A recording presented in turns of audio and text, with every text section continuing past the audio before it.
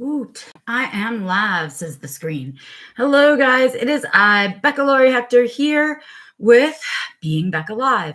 And Being Becca Live is my weekly stream in which we kind of get together and talk about some of the challenges that we face as adults alive on the spectrum right now. Not when research catches up, but right now. And so, hey, Nancy. Thank you guys for taking some time out of your day to join me today for Being Becca Live. It is March 30th, you guys. We have, by the seat of our pants, you guys, it's like 2 days away is Autism April. What? Yes, it is. Hey, Ross. Hey, Stevie. And it is a tough month for a lot of us autistic folks, especially those of us who are heavily active in the community all year long and not just during April. So that it gets to be a little tough. It gets a little smothery is the word I kind of want to use in April. And so it's interesting. A lot of people think, well, why, right? Like, what's the big deal, Beck? I mean, it's April. The whole month is supposed to celebrate autism, and that's what you do, and that's what you talk about, and that's your thing, right? But here's the thing about April. April is not just about educating. April has become and morphed into this weird, it has almost a corporate feel to it. Is what I want to say, April. It's really become traditionally now about nonprofit organizations doing their yearly fundraising during Autism April, people throwing conferences and virtual events, but used to not be, celebrating autism, right? Focusing on autism, in which they would charge very large amounts of money and things like that. There's also a time usually when we see a big old uptick in that inspiration porn related to autism. We see that all over the place in April, in between the emails and whatnots about begging for money from these nonprofit organizations. And then we get this grand old mix of people who don't know much about the autism community, who all of a sudden are interested. And what we see is a plethora, and I don't even know if there's a better word than plethora, of miseducation out there. I mean, on almost all topics, it's all, hey, Sam, it's all just a bunch of like miseducation out there. And then we see an uptick in stigmas, an uptick in stereotypes. We have to break down the myths that we've been spending years and years and years trying to dispel, like that we don't have empathy and all of these amazing things about us, right?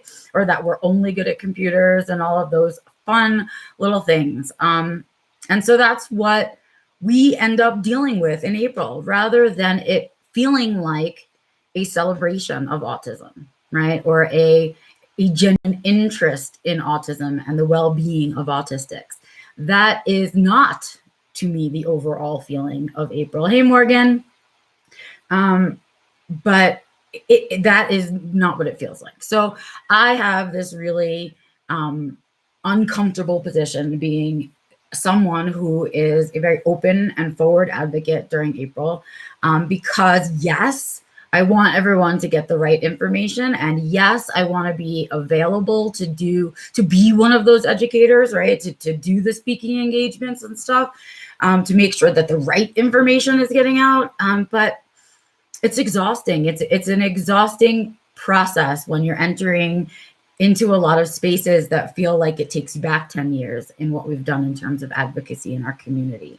And of course, to me, I think the fundraising thing is the thing that really ticks me off the most. It's a lot of organizations that don't do necessarily a lot for autistics, but do a lot for autism, right? If that makes sense. I hope I'm clear. That, they get a lot of focus and suddenly they turn around and want to focus on autistics for that like month. So what I ask of everyone during the month of April, and this is sort of, I really won't talk about it for the rest of April. It's just not, I don't really want to do it. You know how strong my feelings are about like holidays and like when people just give gifts on holidays and stuff and they don't think about it the rest of the year. Well, that's how I feel about April too. Like if you're not worried or concerned or interested in the well-being of the autism community and the people inside of it all year long, then please, please, please don't steal my spoons during April. That's how I feel about it. And so I will be doing limited things in regard to April. Until, for me, April should be all about autistic pride. And until April is Autism Pride Month, right?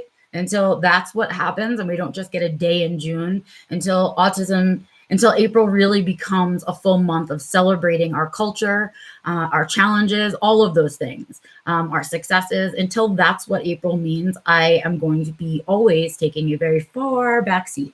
I am not interested in the puzzle piece versus infinity symbol versus gold versus red versus blue conversation. To me, that's a distraction. That's a distraction from what's going on with behind the scenes and what people are getting away with when we're, look over here, red instead, or look over here, infinity pieces only, no puzzle pieces, that kind of stuff. And so April should be used for something entirely different. If we really want to educate people about who we are and how we live and what we're like, and we truly want them to accept us for all of that, we need April to be about our pride and about our culture and about disseminating that stuff.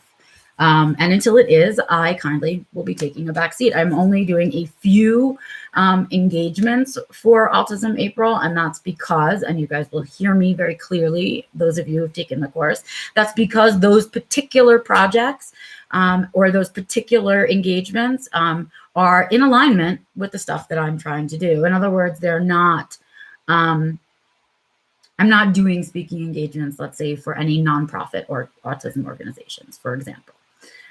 Things like that. So, but the thing I am doing for April, which I am excited about because you guys have heard me, I want to do this. I want to do this. I want to do this. And then, where is it back? Well, here it is, because I've been talking about doing a self-defined living seminar series, you guys, for I don't know, a few months now, right? I've been talking about it as like a continuing ed piece for the folks that have already taken the course, but want to continue their journey, or folks who are unsure they want to do the whole course, but kind of want to dip their toes in the water kind of thing. So like one-off seminars.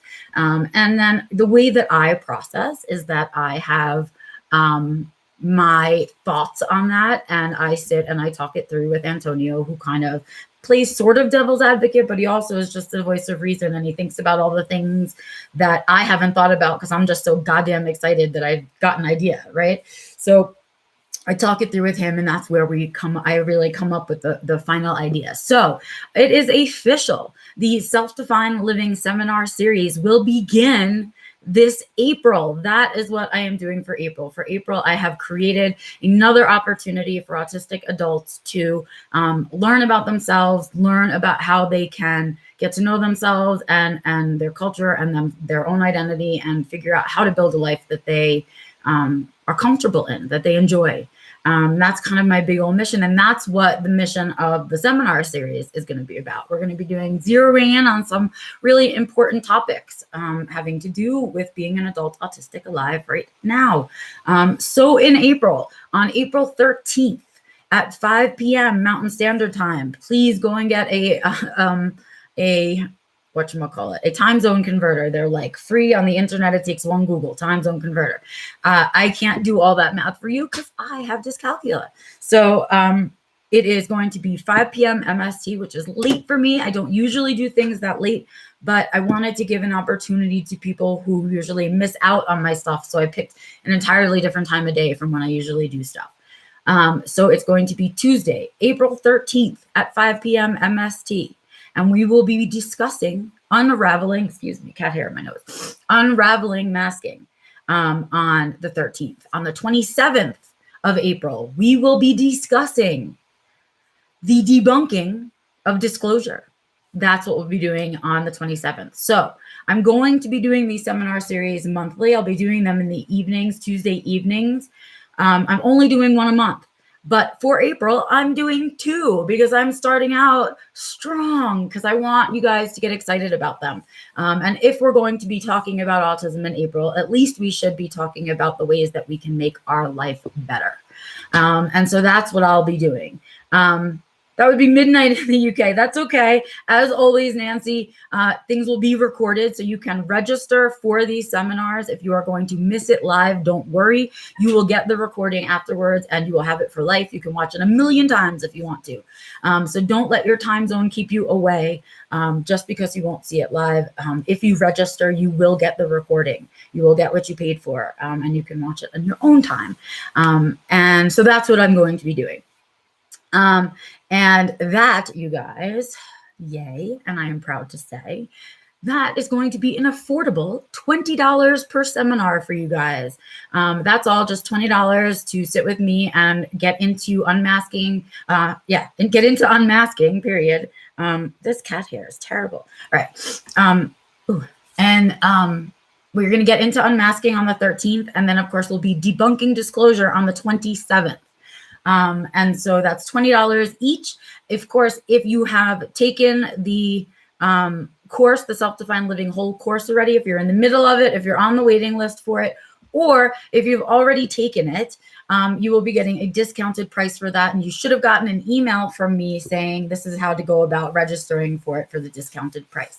If you did not, please email me at info@beccalaurie.com. Additionally, if you have any other questions about it, please feel free to email me at info@beccalaurie.com. But that's what I'm doing for April, because I feel like I got to do something, right? But it really needs to be for us. I know Nancy, Joe is, I know, she'll forgive me, I hope, Joe, for the lateness of this one. But I wanted to kind of switch up my windows because that's kind of what I've been hearing from people. Some people aren't making it to a lot of things because I keep picking kind of the same times of day because they work for me.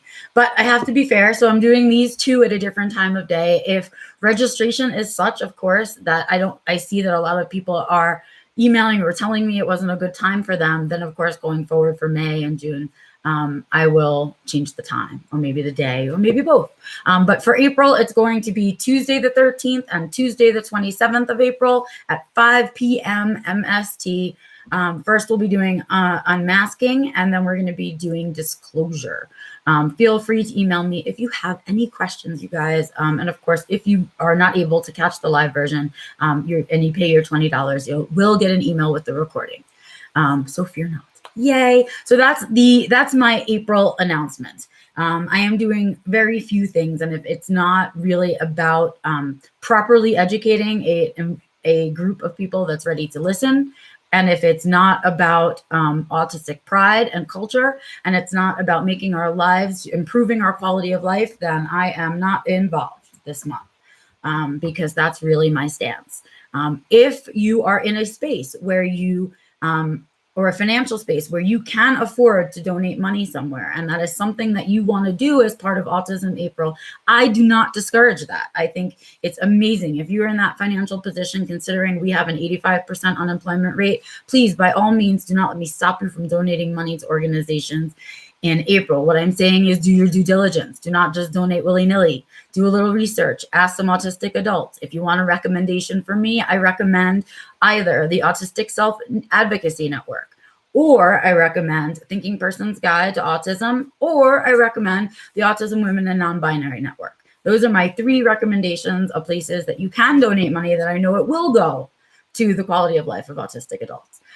So please don't feel like I'm trying to tell you don't donate money, period. I'm just saying do your homework. It's an important thing because money equals power in our world right now. And when you give money, you're giving power to somebody. And so think about who you're giving that power to, just like when you vote. And that's it. I'm going to get off my April soapbox now. I've done it for 15 minutes, but I don't want to talk about it all April because I don't want us to get off track. I don't want to get unaligned. I don't want to stop being on the journey that I'm on because the calendar says it's Autism April and suddenly I have to change my behavior. Well, no, I don't. I can add things in that I think are important for this month, but I'm not going to go negating the things that I know are part of my well-being. So there. So that means making sure that we do Being Becca Live and making sure that I do Growing Gratitude and all the other crap that I do to make sure that we're growing and evolving human beings because of our autism, right? That we work with it. And that's sort of what my big deal is. Now, do I have a topic for today? Why, of course I have a topic for today. I wouldn't come to you guys without a topic. And of course, it's a topic that is something that I was feeling pensive about, something that was, of course, crossed my mind. And I started to think about it some, and I thought, well, this might be interesting. This might be an interesting conversation for us in group. So let's take that business about all the Autism April stuff and put it aside and talk about today's topic. I want to talk about introversion and loneliness today.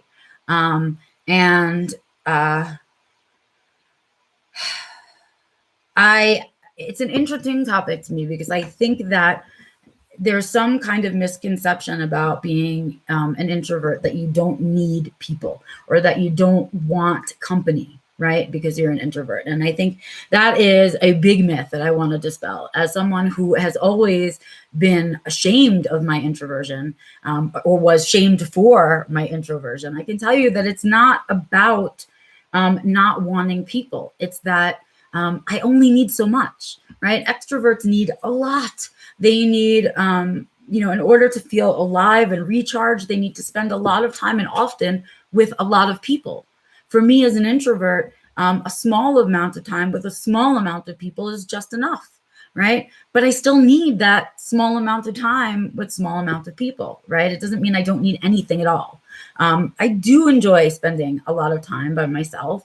I do spend a lot of time being introspective and writing and things like that because that's my nature as a human.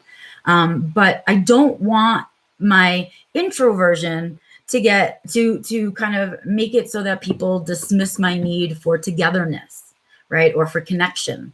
And that's what I was thinking about this week because I thought to myself, man, I'm feeling a little bit lonely. Right. And this is a really vulnerable thing to share, I guess, kind of on the internet. But I was feeling really lonely. And, social media is social media and all of that. And yes, I have a gazillion followers. And probably if I reached out to almost any one of you that are watching right now and said, hey, can we chat? You'd say, sure, no problem, back, unless it was Joe and it was midnight for her or something like that. But, I know that I have that, but that's not what I mean. Right. It's different to reach out to a friend like that, and then also to reach out to someone that you physically share space with, right? So it's there's something missing in that interaction, right? When it's over some kind of device, right? Whether it's like this or whatever, right? Sure, we can share a screen and watch a movie together and all of that, and we can simulate it really, really well. But that essential thing of sharing space and breathing the same oxygen and experiencing the same weather as somebody else is really something that's still kind of important to our humanness. So I was noticing last week, especially, that I was feeling really lonely. And I know part of it was I started to feel stir crazy, like I needed to see different things with my eyeballs. I needed to go for a drive. I need to get out of the house to start to feel like that. But it was also like I want to hang out with people. It was a feeling like I want to go on a trip to go visit somebody was the feeling, right? And that kind of feeling. And I noticed that even though I have this list of people, this very deep piece of me that feels lonely has no person. Wow. And that was really, could make me cry right now. It was really impactful to realize that, I have so many people, right, in my life. And then I have, my bubble, right? But even within that bubble, there is still a sense of loneliness. And I know I talked about best friendship a while back, talked about how I was sort of missing having a best friend. And this is part of that same concept. It's like, yes, I'm an introvert. And yes, it's most days it's enough for me to just text with people I know and to hang out with Antonio. And that's enough for me most days. But there are some days when I crave more than that. I crave, I need different input, right? Because that, we talk about how input and output are very connected. And I need different input because I'm dissatisfied with my output, right? So I start seeking it, and you don't just seek it from your environment and from things you can do for yourself, but I think we also seek that in conversations with people. So what I started to realize was that as an introvert, I'm really particular. And the reason that I am experiencing this loneliness is not that I don't have enough friends, but that I'm missing this particular type of friend in my life that I have almost always had. And that's somebody that I can always have a really deep conversation with, where it's like, none of the BS unless we feel like having a silly day, and it's like agreed upon silly day. Otherwise, everything is treated with a certain amount of seriousness, and conversations are weighty and full. CV, you posted about this when you info dumped with your daughter. CV posted about that shared info dumping, right? And how full it makes you feel. It's that fullness is what I'm only for. That is the piece that I'm missing. And I often think people don't imagine that I ever feel lonely because I'm such an introvert. Like, there's no question about my introversion, right? I am like 90% introvert, right? And so I think people imagine that I don't experience loneliness because of my introversion, but that's not true, right? What I experience is a very specific loneliness, a loneliness for a certain kind of relationship, person, scenario, right? And that's what I'm missing, is that best friend, that one person that, right? Aside from my husband, who is that person for me, and I love him and I don't want to negate that relationship. But you also need someone in your life in which you have that relationship and there's no intimacy, right? It's just that, like, hey, let's go fishing together, or I'm feeling like super blue. Let's go for a road trip and go see something fun, right? Because what ended up happening on Sunday when Antonio and I were supposed to go on our road trip is he wasn't feeling so good. He ended up being really, really tired, and he had kind of a headache, and he was the one who was going to be driving. And I just, he was just like, Mama, and it wasn't really planned. It was sort of spontaneous. And so he was like, would you mind? I'm really kind of tired. And I have to respect that, because on there many a day, I've turned to him and said, can we do it another day? Blah, blah, blah, blah. And he's respected mine. So of course I respect his. But then it occurred to me that if I had that thing that I'm lonely for, that relationship that I'm lonely for, I could have called that person, and maybe we could have done something while Antonio had the house to himself and relaxed and took care of himself, right? And so I am someone who still needs someone despite my introversion. And I am someone who still likes to go and see the world despite my introversion, right? Like, I like hanging out in a bar, even if I'm not really drinking, because I think watching people is fascinating. I don't even need to be participating, right? It's sort of like I just experience that social environment in a different way, and I take from it what I need from it.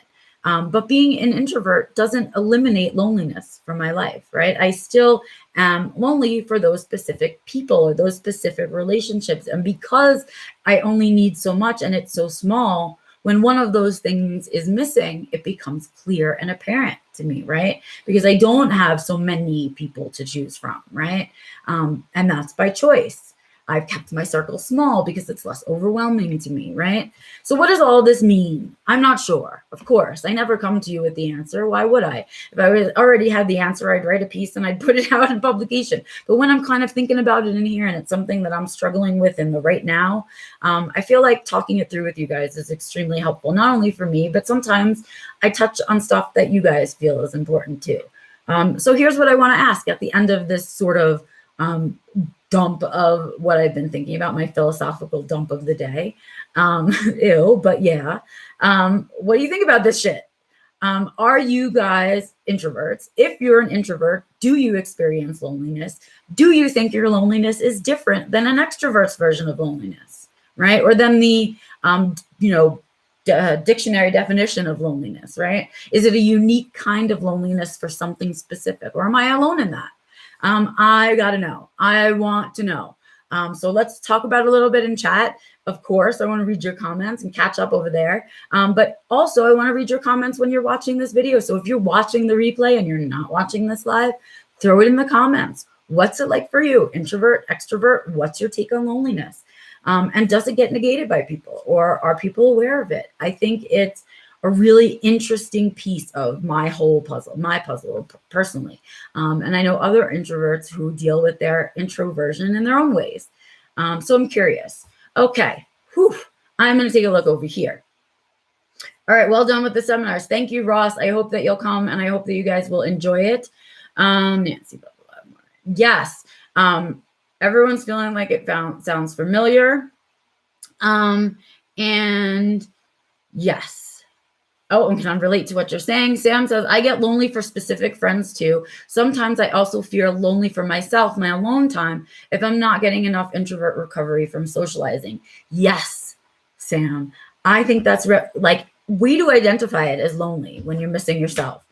That's exactly what that feels like. It's that loneliness, that emptiness, empty space for your alone time and the time to just sit with your thoughts. When you're somebody who does that on the regular, and that's what recharges you and that's what keeps you balanced, you miss it in that loneliness way. You are lonely for yourself. And yes, Sam, I totally get it.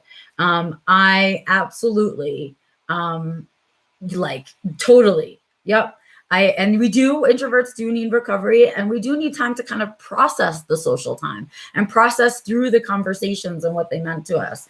And I don't know that extroverts do that. I have no idea. Or maybe they can do it faster. I have no idea. But this is just my experience as an introvert. Nancy says she's very much an introvert, but she really misses hanging out with her friends in a restaurant. Okay, so perfect, right? How fun is it sometimes to sit around with a group of people and laugh and eat a good meal, right? Missing that activity, right? It's a loneliness for that thing, for that that type of connection, I think is what it is, right? A loneliness for that version of connection. Ooh, that might be really close, you guys.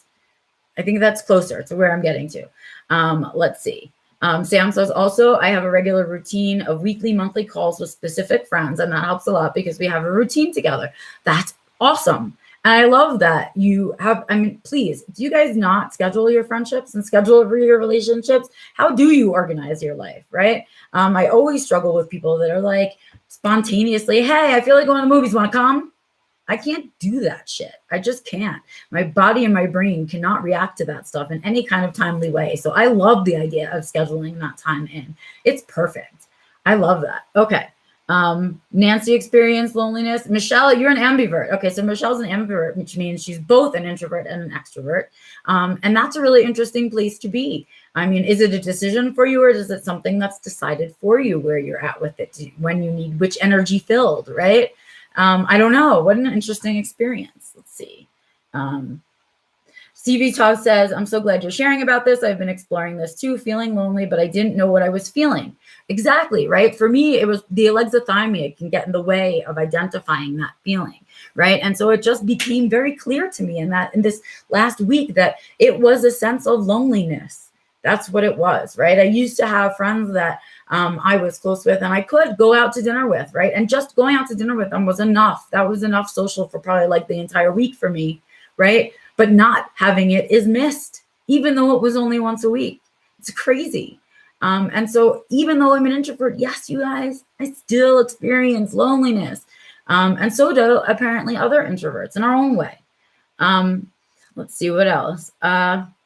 Ross says, I'm an introvert too, but also long for that special friendship. Not sure whether they arrive through luck or effort, a bit of both maybe. I have no idea either, Ross.